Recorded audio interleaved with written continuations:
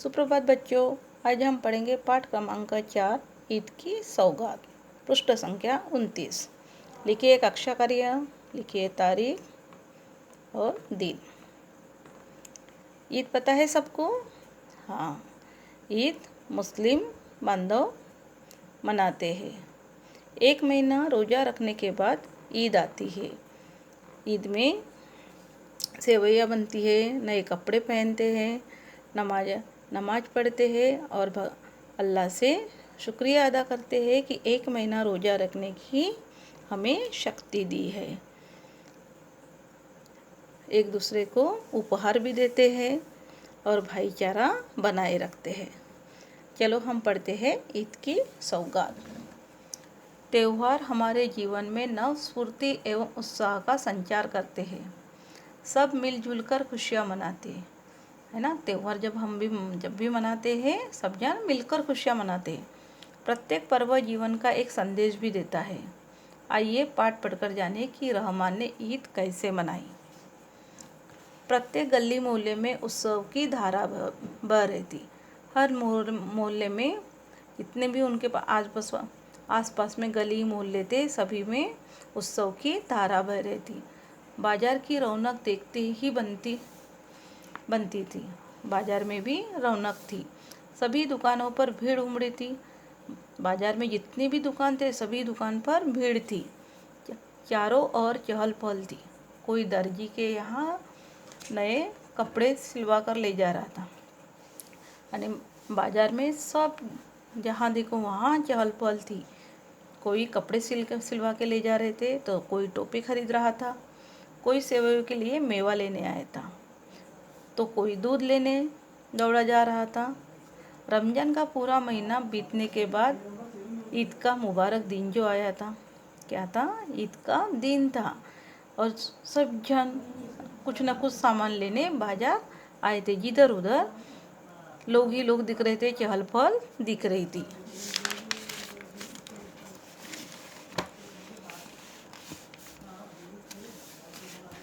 सभी बड़े बच्चे ईदगाह जाने की तैयारी में व्यस्त थे। ईदगाह मतलब मस्जिद। रहमान के अब्बा ने आवाज़ लगाई, रहमान बेटा जल्दी आइए, ईदगाह जाने के लिए देर हो रही है। रहमान के अब्बू ने रहमान को आवाज़ दी कि बेटा जल्दी आइए, ईदगाह जाने के लिए देरी हो रही है। रहमान झटपट तैयार होकर आया और अपने अब्बू के साथ ईदगाह चल दिया। नमाज अदा करने के बाद रहमान ने अब्बू से कहा, नमाज पढ़ने ईदगाह चले गए। फिर वहाँ से नमाज होने के बाद रहमान अब्बू से कहता है, अब्बू आज ईदी में मैं आपसे जो मांगूंगा क्या आप मुझे दोगे? ये वाक्य को अंडरलाइन कीजिए। क्या कहा रहमान ने कि अब्बू आज क्या है? ईद है। ईदी में क्या दिया जाता है? उपहार दिए जाते हैं। इसलिए बोलते आज ईदी में मैं आपसे जो मांगूंगा क्या आप मुझे दोगे? अब्बू ने हंसते हुए कहा, हाँ हाँ बताइए क्या चाहिए आपको? अब्बू ने पूछे, हाँ आपको जो उपहार चाहिए मैं दे दूँगा। रहमान बोला, बाद में बताऊँगा। उस समय रहमान ने कुछ भी नहीं मांगा, बाद में बताऊँगा बोल के वहाँ से चल दिया। अब्बू रहमान को ईदगाह के निकट मेला दिखाने ले गए। पास ही में ईदगाह के पास में मेला लगा था। उन्होंने सोचा कि वहाँ से रहमान अपनी मनपसंद चीज़ें खरीद लेंगे। रहमान अब्बू के साथ पूरा मेला घूम पर उसने किसी चीज़ पर हाथ न रखा और घर लौट आया। यानी मेला देखने उसके अब्बू ने लेके गए, लेकिन उसने मेले में कुछ भी नहीं चीज़ें खरीदा, कुछ नहीं खरीदा, बस मेला घूमा और घर वापस आया। आज रहमान ने अपने मित्रों को दोपहर के भोजन पर बुलाया था। रहमान ने अपने मित्रों को भोजन के लिए बुलाया था। उसकी अम्मी ने तरह तरह के पकवान बनाए थे। नावेद, परवेज और खुशी तो आए थे, परंतु मोहित नहीं आया। मोहित के न आने से रहमान उदास हो गया। रहमान ने अपने सभी मित्रों को बुलाया। उसमें से उसका मित्र था मोहित, वो नहीं आया था और वो मोहित न आने के कारण रहमान उदास हो गया। उसने अपने मित्रों के साथ भोजन तो किया, लेकिन बुझे हुए मन से। वो जो मित्र लोग आए थे उनके साथ उसने खाना खाया, लेकिन मन में वो उदास था। शाम 4 बजे का समय था। रहमान अपने अब्बू के कमरे में दाखिल हुआ और उनका हाथ पकड़कर खिंचता हुआ बरामदे में खड़ी कार के पास ले गया। शाम के 4 बजे थे। रहमान अपने अब्बू के कमरे में गया और उनका हाथ पकड़कर खिंचता हुआ बरामदे में खड़ी कार के पास ले गया। जो उनके घर में कार खड़ी थी वहाँ पे ले गया। अब्बू असमंजस थे। अब्बू को पता ही नहीं था कि रहमान क्या कहना चाहता है, तो उन्हें समझ ही नहीं आ रहा था कि रहमान क्या चाहता है। रहमान उतावला होकर बोला, अब्बू जहाँ मैं कहता हूँ चलिए। अब्बू को बोल रहा था कि अब्बू चलिए, जहाँ मैं कहता हूँ वहाँ चलिए। अब्बू को झुंझलाते हुए बोले, पहेलियाँ मत बुझाओ, ठीक ठीक बताओ कहाँ जाना चाहते हो। अब्बू ने पूछे कि ऐसी पहेली में मत बोलो कि कहाँ जाना है, बताओ ठीक ठीक कहाँ जाना चाहते हो। रहमान ने रुआसे स्वर में कहा, अब्बू आप जल्दी से मोहित के घर चलिए। रहमान ने अब्बू को बताया, कहाँ जाना है, मोहित के घर जाना है, मुझे उससे मिलना है। अब्बू रहमान की उंगली का संकेत पाकर कार चलाते रहे और मोहित के घर पहुंच गए। अब्बू रहमान की उंगली पकड़कर कार चलाते हुए उसके घर पहुंच गए। मोहित के घर का दृश्य देखकर रहमान के अब्बा का दिल दुखी हो गया। जब वो मोहित के घर पहुंचे और उनके घर का जो दृश्य देखे तो अब्बू का दिल बहुत दुखी हुआ। घर में दरिद्रता ने पाँव पसारे थे। दरिद्रता मतलब गरीबी थी। घर में क्या थी, गरीबी थी। मोहित के कपड़े उसकी गरीबी का बखान कर रहे थे। मोहित ने जो कपड़े पहना था वो ऐसा लग रहा था कि पूरी गरीबी दिख रही थी।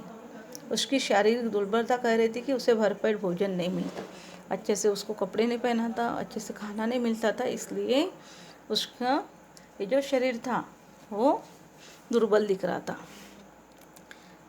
मोहित की माँ चारपाई पर लेटी हुई थी और मोहित की मम्मी चारपाई मतलब खटिया, पलंग पर लेटी थी। उनका चेहरा बता रहा था कि वो लंबे समय से बीमार है। और जब अब्बू ने मोहित की मम्मी को देखा तो उनको पता चला कि ये काफ़ी दिनों से बीमार है। रहमान मोहित के साथ बात करने में व्यस्त हो गया। मोहित और रहमान दोनों दोस्त मिल गए तो बात करने लग गए। मोहित की माताजी से बातचीत करते पर रहमान के अब्बू को ज्ञात हुआ कि पिछले साल मोहित के पिताजी का देहांत हो गया। रहमान के अब्बू मोहित के मम्मी के साथ बातचीत कर रहे थे। तब उनको पता चला कि 1 साल पहले उसके पापा का देहांत हो गया था। उसके बाद से सिलाई करके वो अपना गुजारा कर रही थी।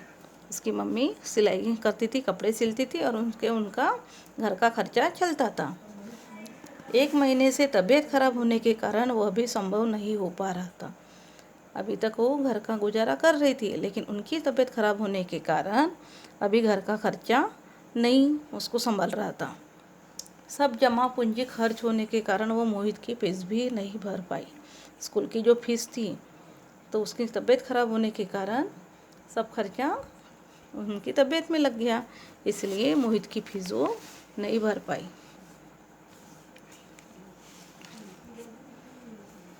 विद्यालय से उसका नाम कट जाने की चेतावनी भी मिल चुकी थी।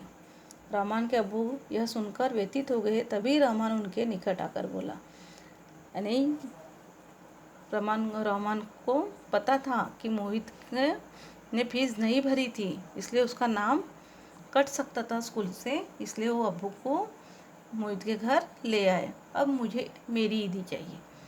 और वहाँ पे रहमान ने अपने ईद के दिन जो मिलता है उपहार, उसको ईदी बोलते हैं, तो अपनी ईदी मांगी अब्बू ने प्रेम भरे स्वर में पूछा, बताइए क्या चाहिए। रहमान ने मोहित के घर में जाकर अपनी ईदी मांगी, अपना उपहार मांगा। तो अब्बू बोलते, बताओ बेटा आपको क्या चाहिए। रहमान ने कहा, आप मोहित की फीस भर दीजिए, मैं चाहता हूँ कि उसकी पढ़ाई कभी न छूटे। रहमान ने क्या किया, कौन सा उपहार मांगा, तो मोहित की फीस भरने के लिए अब्बू से बोला और उसकी पढ़ाई कभी छूटनी नहीं चाहिए। अब्बू की आंखें नम हो गई और उन्होंने अपने कलेजे के टुकड़े को गले से लगाते हुए कहा, बेटा तुमने ईद का सही मतलब जाना है। जब रहमान ने मोहित की फीस भरने की बात की तो रहमान के अब्बू की आंखों से पानी आ गया और उसको प्यार से गले लगाया और बोले कि बेटा, तुमने ईद का सही मतलब जाना है। यह सुनकर रहमान फूला न समाया। उसको इतनी खुशी हुई कि वो फुला न समाया और उसने मोहित को गले लगाकर ईद मुबारक कहा। मोहित को गले लगाया, उसको खुशी हुई, रहमान को खूब खुशी हुई और उसने मोहित को गले लगाकर ईद मुबारक कहा। दोनों मित्रों की आंखों से आंसू बह रहे थे और दोनों की इसमें खुशी आ गई। खुशी के कारण उनके आंसू बह रहे थे। किसी की आंखों से चुरा कर नमी होठों पर खुशी सजाना, दिल के दर्द मिटाने को अच्छा है ईद का आना। यानी उनकी आंखों से, दोनों दोस्तों के आंखों से खुशी के आंसू बह रहे थे। और मोहित का भी जो पढ़ाई छूटने वाली थी, रहमान ने ईद के इसमें अपना उपहार मांगा। अपने मित्र की फीस भरने के लिए अब्बू से कहा।